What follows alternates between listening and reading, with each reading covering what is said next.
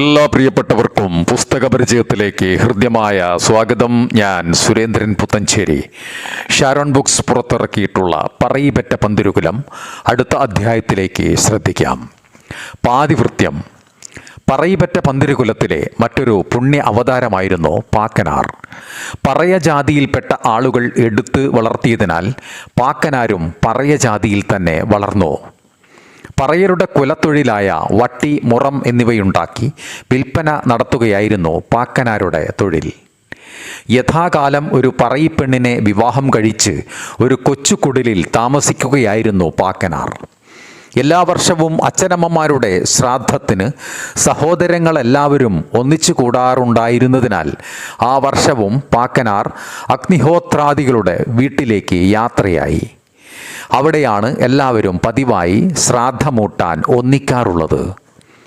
ശ്രാദ്ധകർമ്മങ്ങളെല്ലാം കഴിഞ്ഞ് ചാത്തമുണ്ണാൻ നേരമായി. എല്ലാവരും ഊണ് കഴിക്കാനിരുന്നു. പക്ഷേ അഗ്നിഹോത്രാദികളുടെ അന്തർജനത്തിന് ഊണ് വിളമ്പാൻ ഒരു മടി.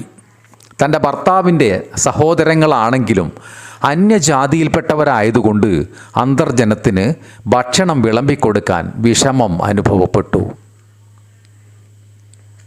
അവസാനം അഗ്നിഹോത്രാദികളുടെ നിർബന്ധത്തിന് വഴങ്ങി അവർ ഊണ് വിളമ്പാൻ തയ്യാറായി.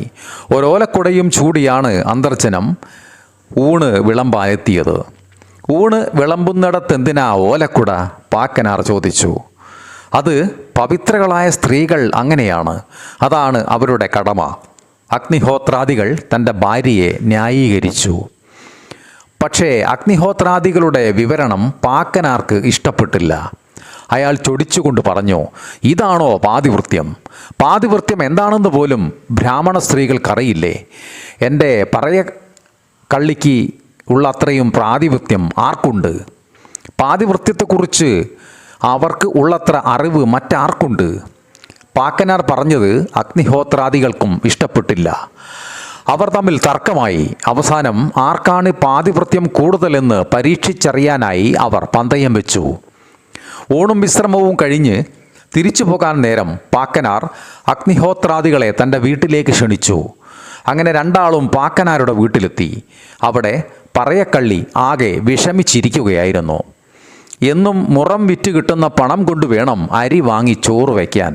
ഇന്ന് ജോലിക്ക് പോകാതിരുന്നതിനാൽ അതുമില്ല. ആകെ 2 നാഴി നെല്ല് അവിടെ ഇരിപ്പുണ്ടായിരുന്നു. അതെടുത്ത് കുത്തി ചോറ് വെച്ചാലോ എന്ന് ആലോചിക്കുകയായിരുന്നു അവൾ. അപ്പോഴാണ് പാക്കനാർ അഗ്നിഹോത്രാദികളുമായി വീട്ടിലേക്ക് കടന്നു വരുന്നത്.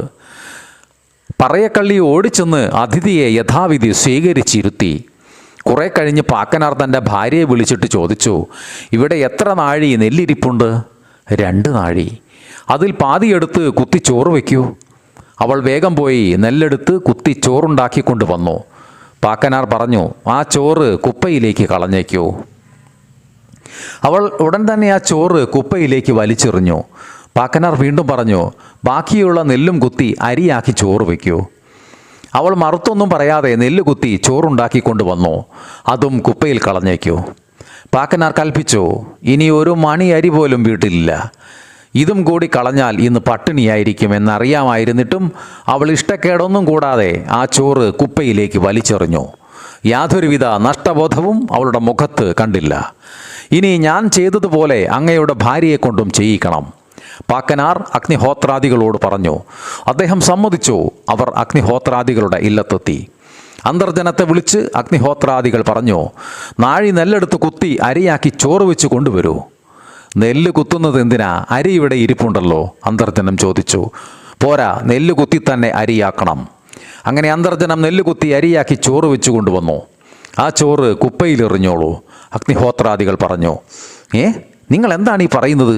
ഞാൻ കഷ്ടപ്പെട്ട് നെല്ല് കുത്തി ഉണ്ടാക്കി കൊണ്ടുവന്ന ചോറ് കുപ്പയിലെറിയാനോ? ഞാനത് ചെയ്യുകയില്ല, അന്തർജനം ക്ഷോഭിച്ചു.